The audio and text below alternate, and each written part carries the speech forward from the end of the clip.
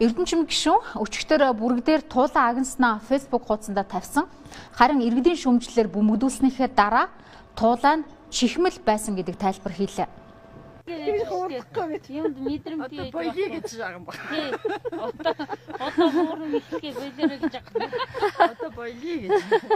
Номтой хоёр гишүүнийг харин баавга агнсан энэ зурагнда тайлбар өгнө үү гэж бид холбогдсон. Харин тэр ийм золбоо асуултанд хариулт өгөхгүй гэлээ. Номтой хоёр гишүүн инхүү амьтны эрхийг золбоо асуудал гэж тодорхойллоо.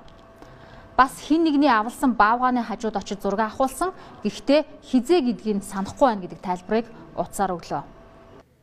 Тийм зүйл хийж байгаагүй. Та ямар ч байсан бол авлаагүй юм байна те?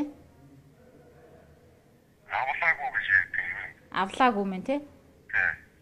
За. Харин Батхүү гишүүнд нөгөө хоёр шиг эвтэйхэн тайлбар бодож олох цаг байгаагүйгээс ярилцлагаас сухтлаа. Тэрээр төрийн ордныг гудамж гэж үзсэн учраас тайлбар хийхгүй гэлээ. Гудамж ярилцахгүй. Та зүгээр энэ тайлбар өгчөлдөө энэ. Баавгаанд ховцсон амтан Монголд 250-аас 400 тоо толгой байгаа гэж хамгийн сүүлд тоологдсон. Гэсэн ч улам бүр ховорцсоор байгааг амтан хамгаалагчид мэдээлж байна. Баавгааны экологийн ач холбогдлыг 6.5 сая төгрөг гэж үнэлсэн байдаг. Баавга агнсан тохиолдолд үүнийг 2 дахин нуглаж торгуулах ёстой юм а. Бас 20-тоо ан агнах юм бол 3-аас 5 жилийн хорхиалаар шийтгүүлэх хуультай.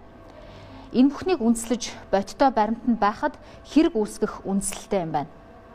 Одоо хуулийн дээр байж байгаа ч тийм нөгөө мэдээллийн хэрэгслэр гарсан мэдээллийг үндэслэх хэрэг үүсгэж болно гэж тийм ээ.